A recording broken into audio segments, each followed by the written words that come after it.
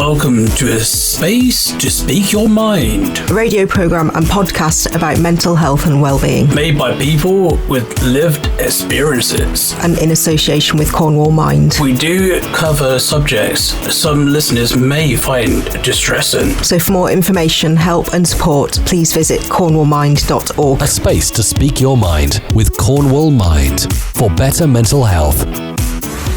Welcome to this month's show. I'm Jenny. And I'm JJ. On the programme today, we'll be finding out about the Continuum Outreach Support Service with JJ. Jenny will be telling us how running helps her with mental health. And Richard's here too. So who are you speaking to on this month's radio show? I'll be speaking to Liam Hackett, who's the CEO of Ditch the Label, to find out if making mental health support accessible for Generation Z could be in the Metauniverse.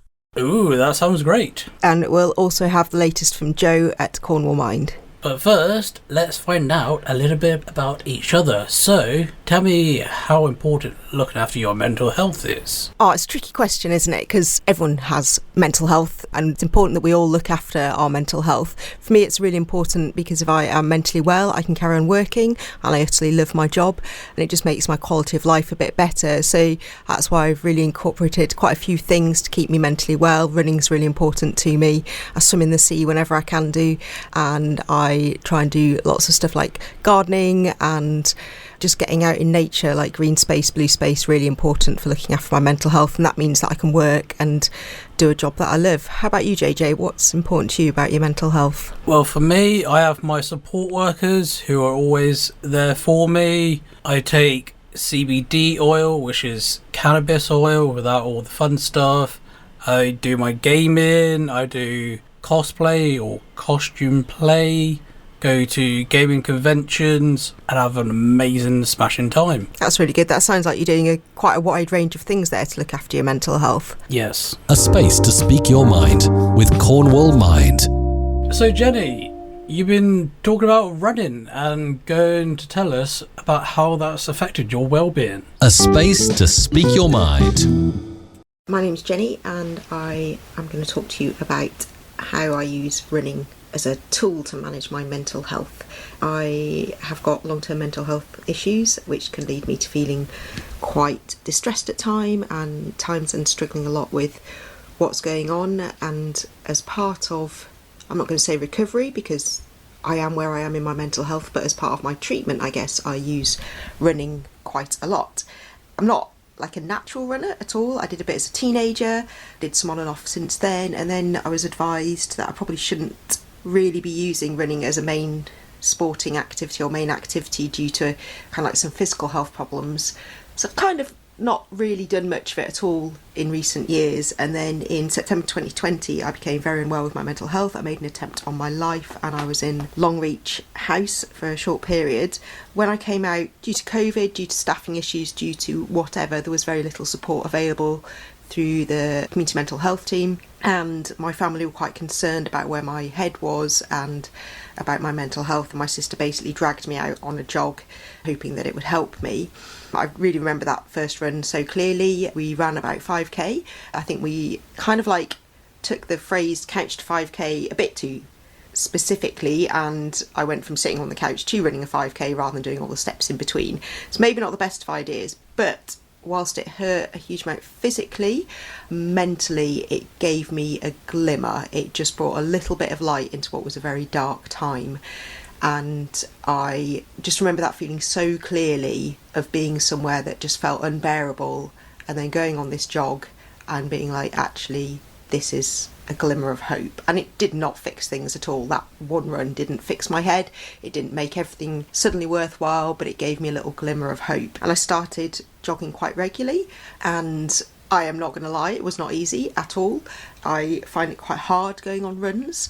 I love it when I'm doing it, but the process to actually getting out there is pretty intense. I have a lot of anxiety around that. So I'll get a feeling maybe that I need to go for a run, like my body aches for it, or my mind is going too fast, or I just need to get out of the house, or I just know that I need to go for a run. Or one of my friends or family will be like, do you need to go for a run? And then I have to choose where to go, and that'll be relying on where my head is, if I feel mentally well enough to drive, which I don't always do, what the weather's doing, if it's too windy to go to the coast, if it's too hot and I want to do a run through woodland rather than out in bright sunlight, or if there's a certain place that I quite feel like going to. And then I have to kind of like get ready for it. And there's a lot of anxiety I have around leaving the house at times. Sometimes it's just breaking it down into little steps, like, you know, you've got to get ready, you've got to pack the bag, you've got to get out of the house, you've got to get in your van. And for each of those steps, I give myself permission to fail. And that really helps, actually. It's like a get out clause. It's like, okay, you can try this, and if it doesn't work, that is okay. And actually, it means I do more because I'm not overbuilt my expectations of myself. So, you know, I'll do each step at a time, and, you know, I'll get in the van, I'll drive to where I want to jog. Sometimes I'll sit there for like an hour in my van being like, I want to go for a jog, and just not being able to get out. But then I do it, I make that next step, I get my trainers on, I get out of my van, I start my watch that's going to track me, and then I start jogging. And like, honestly, for the first few kilometres, it hurts. My muscles are sore, my joints are sore, my lungs are like, what are you doing? I feel really sick, I feel very unfit, and my mind is just going, why are you doing this? This is an insane activity.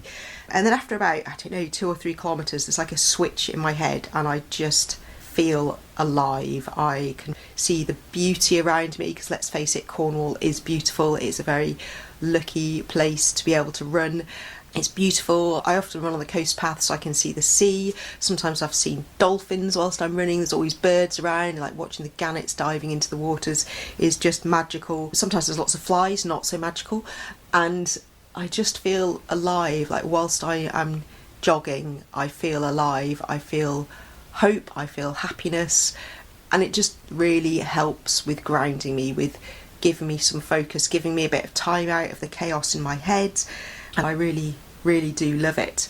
And I've kind of like gone from that first 5k, which was really hard, like really, really hard, to being able to run longer distances now. And there's absolutely no training program going on. It's just I jog, and sometimes I jog 5k, sometimes I do accidentally longer jogs. Like I generally go, I'd like to do a 5k when I go out, but with a kind of like background proviso of, if you just do a kilometre, that's all right, because that's better than nothing.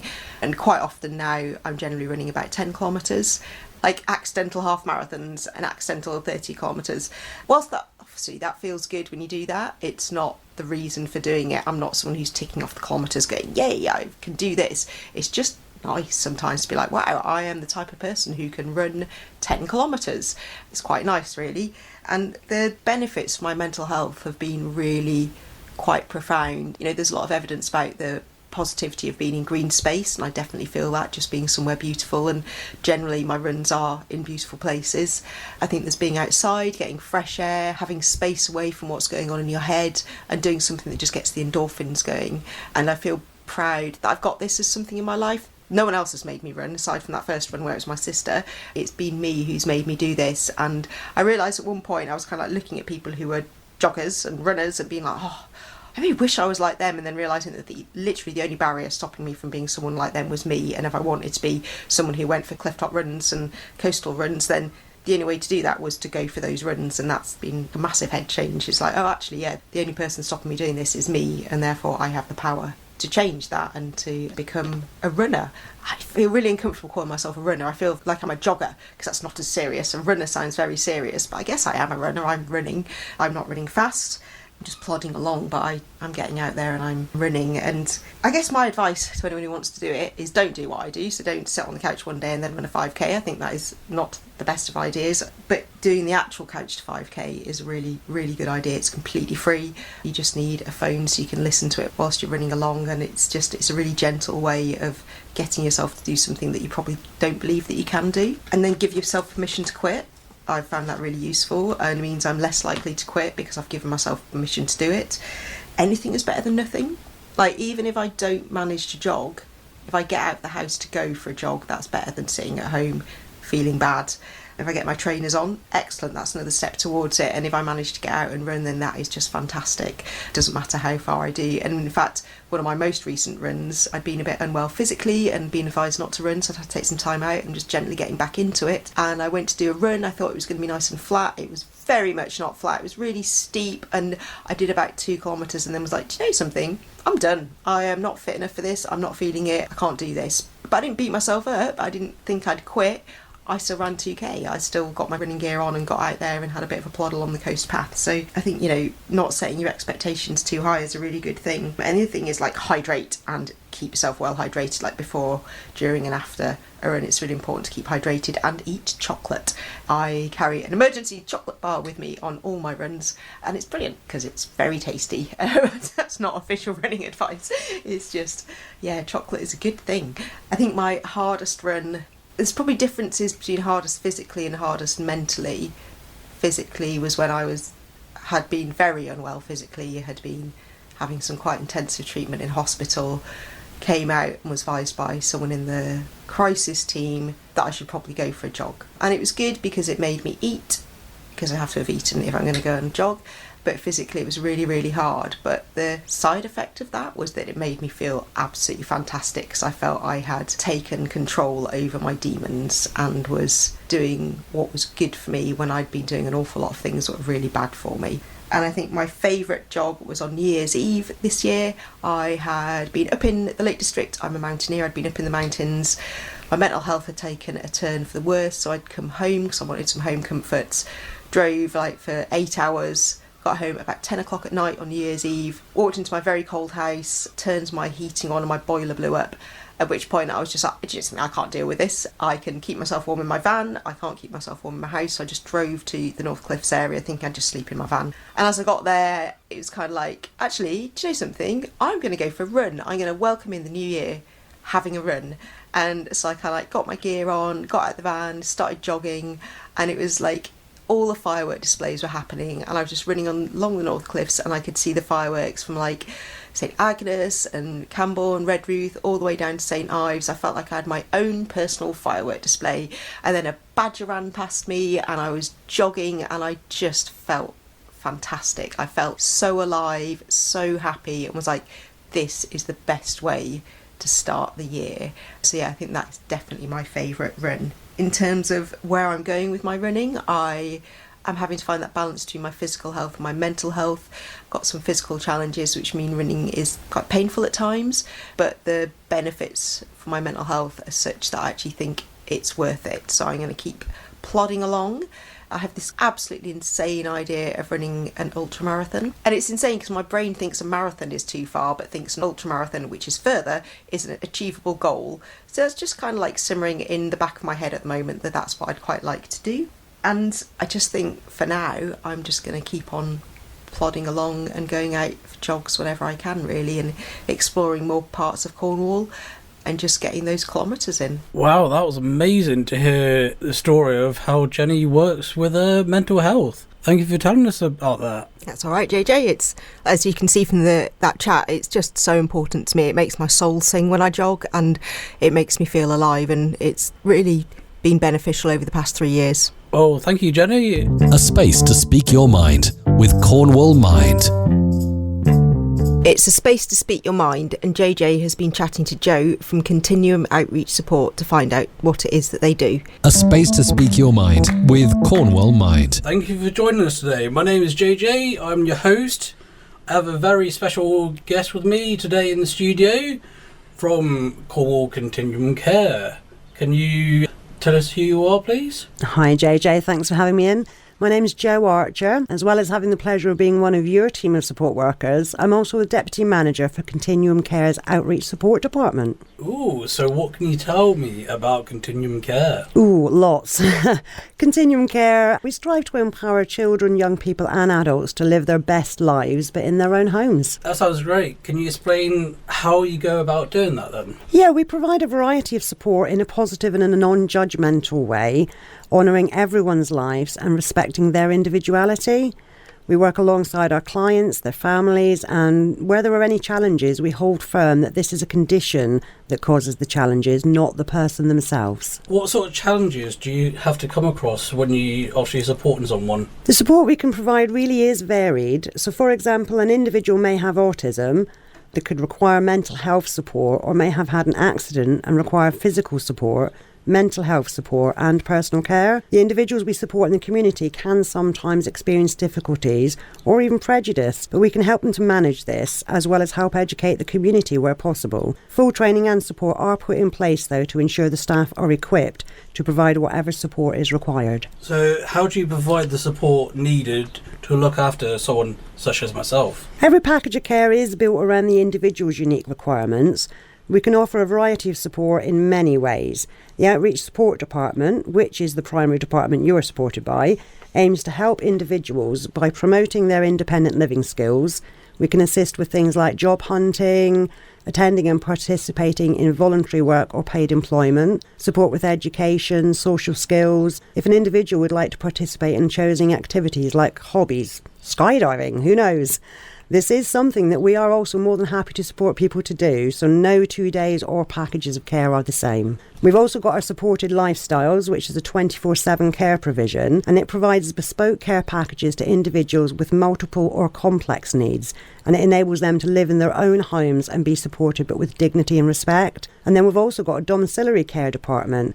This provides a high quality support for a variety of individuals, including individuals who require personal care. And we're also currently in the process of setting up a charity called I'm Fine in Cornwall, which aims to support young people with their mental health and well-being. I'm sure you'll hear more about that one soon. Ooh, that'd be nice to hear about that charity called I'm Fine. So, if I was a member of the public, I was interested in finding out more or wanting to have a career with Continuum, where do I have to look and go to? Well, the best way is probably to visit our website, which is continuumcarecornwall.com, or you can call one of our offices in Penryn or Camborne on 01209 719 200 or 01326 377 408. So, yeah, thank you for talking to me about Continuum Care. Thank you very much for having me. There's lots of information on the website, and give us a call or pop in and see us. That was really interesting, JJ.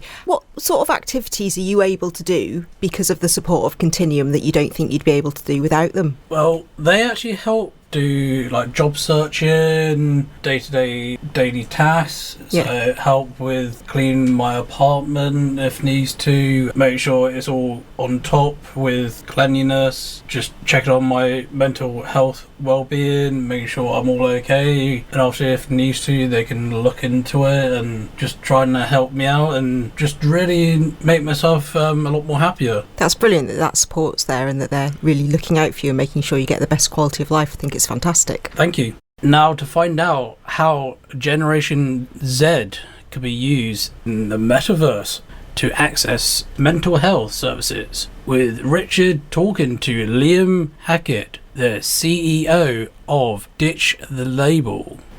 A space to speak your mind with Cornwall Mind. With 82% of Gen Zs having sought or having considered seeking mental health support, it's said up to a third struggle to access mental health guidance in the UK and are looking towards social media for access to mental health resources. Maybelline UK have announced a new 2-year partnership with Ditch the Label to empower young people to use tech for good, as well as piloting therapy in the Metauniverse to help improve access to mental health support. So joining me now is Liam Hackett, who's the CEO and founder of Ditch the Label. So thank you for being here, Liam. My pleasure. Thanks for having me. Can you tell me first a bit about Ditch the Label? Yeah, so Ditch the Label is a global youth non-profit, and we're here to help young people aged 12 to 25 navigate the biggest challenges in their lives. So whether that's mental health, bullying, relationships or identity, Ditch the Label is here to provide clinical and professional advice and support to thousands of young people every single month. And I mentioned there's a new partnership that's been created. Can you explain what that is? So we've been working with Maybelline on their Brave Together campaign, and essentially it's Maybelline's commitment to really empowering young people and providing access to mental health support. This study that Maybelline has commissioned has clearly found that there's a huge need, and 1 in 3 are struggling to find mental health support. And so kind of Brave Together is an acknowledgement that they have an opportunity to really kind of bridge that gap and support organisations like Ditch the Label in scaling up our resources so that we can provide more support to those that need it the most. But I think also what's really powerful about partnerships like this is we know that kind of the topic around mental health has really evolved over the past 10 years, but it definitely needs to go much further. And having a mainstream household brand like Maybelline stand up with an organization like Digital Label to say that it's okay to talk about your mental health and to be working with incredible creators and influencers who are sharing their experiences and stories normalizes that conversation and makes it much easier for other people to stand up and to start talking about their experiences and to access support when they really need it. So in what practical ways will this happen? How do you envisage it? So this year, we're launching a pilot of delivering therapy in the Metaverse, which is being funded by Maybelline. Nobody's ever done it before. We actually don't know how effective it's going to be. We have high hopes. We think that the Metaverse could be a really powerful tool to make therapy much more accessible to young people, especially, who perhaps may find it intimidating to go into a new physical environment and sit in front of an adult therapist with a clipboard. We get a lot of young people who actually have really severe anxiety and struggle with leaving the house. So we're actually seeing that there could be a massive opportunity to really bridge that gap and make therapy accessible to some very, very vulnerable young people. So we're launching that towards the end of the year. We're also going to be launching a Brave Together national curriculum campaign where we're creating free education resources which will be delivered in classrooms across the UK. This curriculum is designed and it is all about empowering young people with tools and techniques that they need to improve their mental health, but we'll also give them guidance on how to recognize that someone in their lives may be struggling with their mental well-being and signpost places that they can go to for help and support. And then as the final part of this partnership, we have an online support community, which is fully facilitated by a clinical team of therapists and counsellors who are providing direct support to young people globally. And this partnership is helping us expand that service to reach the growing demand that we're under. So I'm interested about this because I know from the research that the biggest barrier has been waiting times. Like 48% of people have acknowledged that that's a major part. And I'm thinking especially for younger people, breaking down these barriers with traditional face-to-face therapy.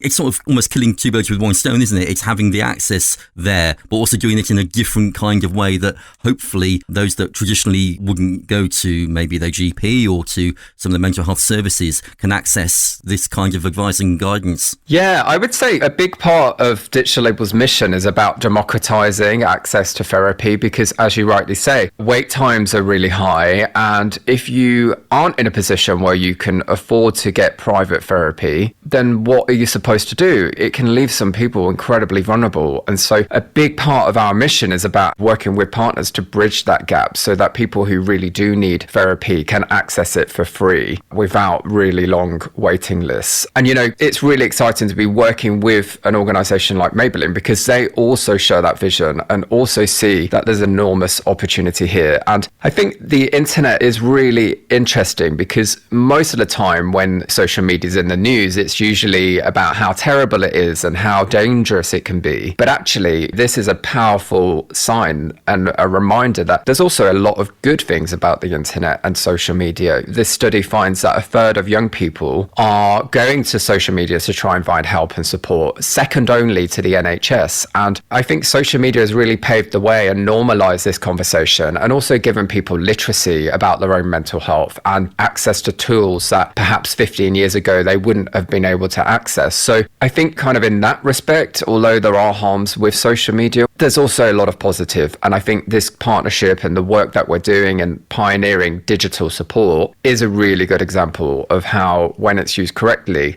the internet can actually be an incredibly powerful tool for support. Even in the last week or so, there's been research and news talking about how youngsters might be using TikTok as their primary source of news. So it's really good to be able to use social media and organisations like yourself that can partner and can give the sort of true information and be a supportive resource for all kinds of people, and especially for Gen Z. I mean, I'm guessing they are using the internet more and more. and it is the way of life. It is the way going forward. So I think it's really a great thing. So for people that are going through struggling at the moment, maybe with their mental health, what would your kind of advice be as far as if they're kind of delving into the world of the metaverse and into social media? What would be your kind of advice or the first steps for people that might want to try and seek support from yourselves? I think first of all, I would just really dispel this myth that it's possible to be happy and to be positive all the time, because people who profess to feel those things all the time are unfortunately lying, because that isn't possible. And life has highs and lows and positives and negatives, and that is just part of being human. And we all have mental health, and most of us at some point, if not all of us, will experience some poor mental health, and that's okay, and it's completely normal. It doesn't mean that you're broken or there's something inherently wrong with you. I think campaigns like this and partnerships like this really take us a step closer towards normalizing the conversation around mental health. And that leads to my second point, which is how important it is to talk about your mental health. And I know it's a little bit cheesy, but the idiom that a problem shared is a problem halved really is true. And as soon as you start to talk about your experiences, even if it's with someone like a trusted friend or a trusted family member, it can relieve some of that pressure. And then the final part is, if you are struggling, it is really important to speak to a clinically trained professional who can give you a point in the right direction. Digital Label's support that we're providing is judgment-free, it's confidential, it's completely free of charge, and you will be able to speak to a clinically trained support mentor. And there's no waiting list. So now is the time to have conversations about this. And then the final point as well is, I think kind of quite often we talk about mental health in the context of mental ill health. I personally invest a lot in my mental well-being, and I try to be as proactive as I possibly can, and with a lot of exercise and good diet and yoga and meditation and all of these different things, and everybody's different. But I'm really passionate about promoting proactive and positive mental health and taking little steps each day to maintain a really positive mental well-being. So the topic of mental health, it affects all of us. And I think going back to my previous point about how the internet has just really democratized literacy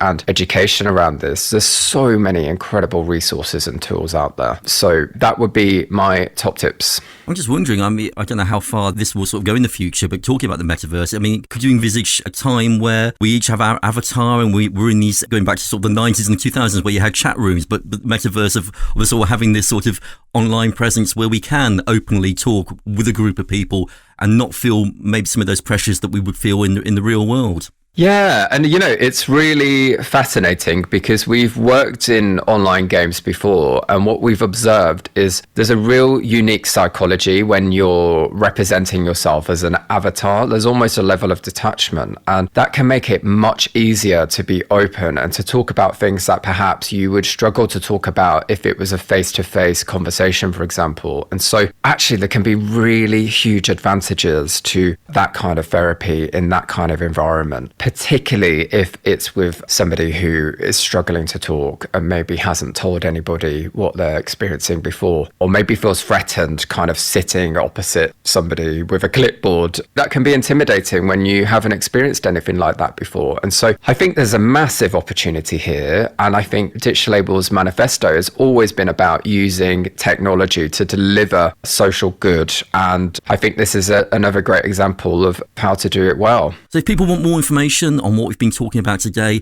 and to find out more about the partnership with Digital Label and Maybelline UK, where can they go? If you head to digitallabel.org, you'll be able to find all the information you need, and you will also be able to get direct support on that platform as well. That's Liam Hackett, who's the CEO and founder of Digital Label. Thank you again, Liam, for telling us about the metaverse. Sounds very interesting. Yeah, it was really interesting. I think we've got this image that the internet and the metaverse or whatever is not very good for your mental health. Maybe people spend too much time online, or there's that false image given of everyone's having a really good time. So to actually see people working to make it more supportive for people seeking mental health support and the peer support as well, and seeing that they're not alone with their mental health problems, I think that's really important and fascinating to see the different strands of support that are growing to be available to people depending on how best they communicate. Because we're all different, aren't we? We all communicate Yes, exactly. in different ways. I don't really like doing things on the phone. I don't like doing things on Zoom calls or Teams or stuff like that. I'm much better face to face, but other people like that, maybe the anonymity of being in the metaverse or not being directly face to face. So I think, yeah, it's really fascinating, really interesting. Yeah, exactly. And the fact that he also uses meditation, which I also do as well, is very helpful. Yeah, I think meditation's brilliant for all people, isn't it, really, if you can sit down. I'm not very good at sitting down for long enough, is my problem. I think I'm supposed to work on it, but I don't have the patience to work on it. It takes time and practice, but yeah, I use it all the time. Even when I was performing on stage, I would always go off in the corner and just do a bit of meditation, and I was completely fine on stage. Excellent. So JJ, you were talking then about meditation, how you use that in the real world, and Liam was talking about using it in other ways, but gaming is really important to you, isn't it? Yes, I game every day 24/7 basically. And what do you get from that gaming in terms of like your mental health and well-being?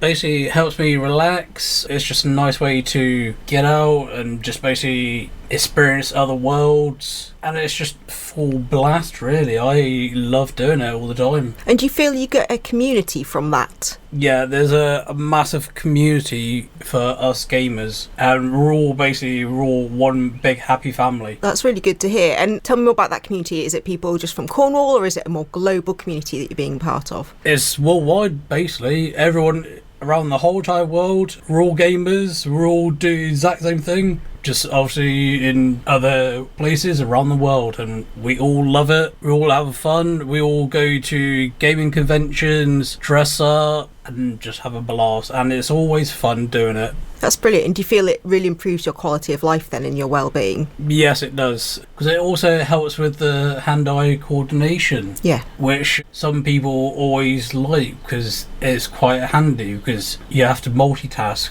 when doing certain quests. That sounds really interesting, and it's something that definitely, I can see you're glowing whilst you're talking about it, so it's obviously something really important to you and to your health, both physical and mental, by the sounds of it. Yes, honestly, I love gaming. Straight after this, I'm actually going to be doing some gaming myself. Excellent. A space to speak your mind with Cornwall Mind.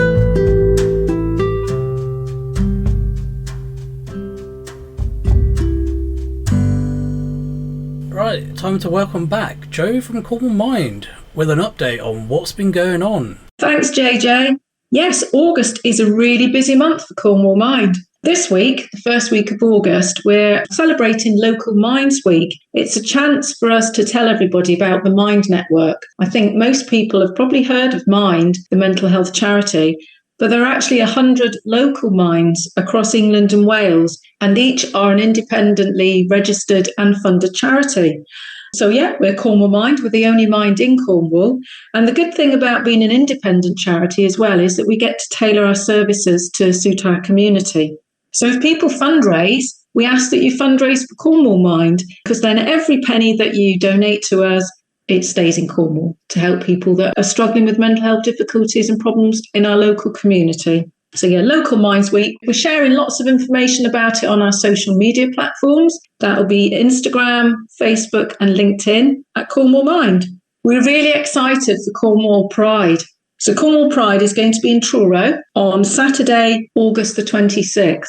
And we're going to be there. We're going to be on Lemon Quay with lots of other charities and partners for a really good fun day. So we'll be there from 11:45 till 8 p.m. It's an opportunity to promote and celebrate diversity and inclusion and acceptance within the LGBTQIA+ communities in Cornwall. So helping to raise awareness and break down those barriers, and just also highlight the fact that being LGBTQIA+ doesn't cause mental health problems, but some things that people go through as part of that can make it more likely that they could experience a mental health problem. So it's really important to raise awareness and just to celebrate.